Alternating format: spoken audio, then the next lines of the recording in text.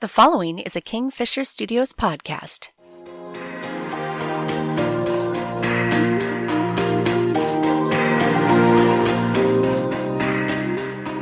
We are not nouns, we are verbs. I am not a thing, an actor, a writer. I am a person who does things.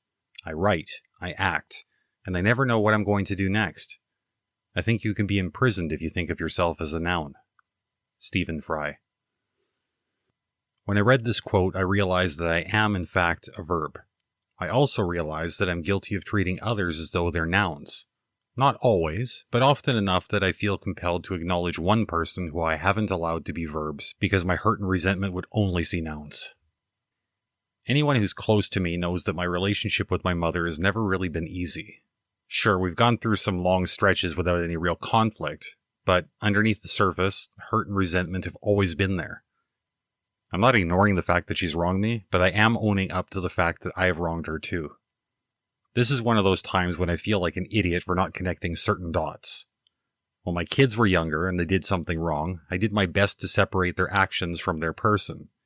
There's a world of difference between I'm disappointed in your actions and I'm disappointed in you.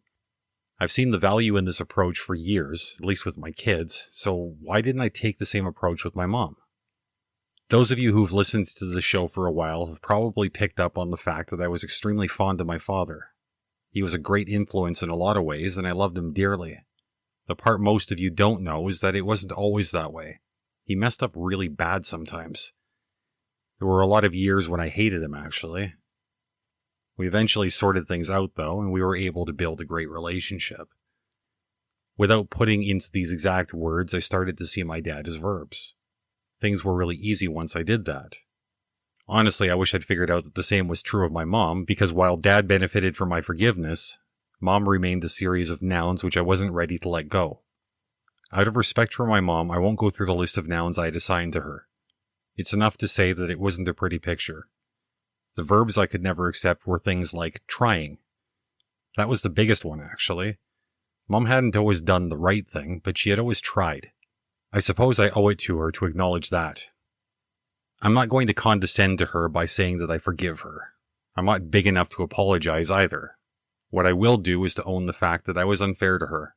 Maybe she was unfair to me also, but that's hers to determine, not mine to point out. I'll also extend to her the same courtesy that I've extended my children and expected for myself. Mum, you're more than a list of nouns to me. You're a long list of verbs rooted in your motivations, intentions, hopes, expectations, and a bunch of other things. Some I'm aware of, others only you know for sure. I'll say it again. You are not nouns, you are verbs. You are not a thing, a mother, a disappointment. You are a person who does and has done things. You raised me, you did what you knew, you learned from it, and I don't know what you're going to do next. What I do know is that whatever it is, I will no longer imprison you by treating you as a noun. If we're ever going to figure out how to find what Dad and I had, the first step is for me to accept that everyone, yourself included, deserves the opportunity to act outside of the labels that we've been assigned.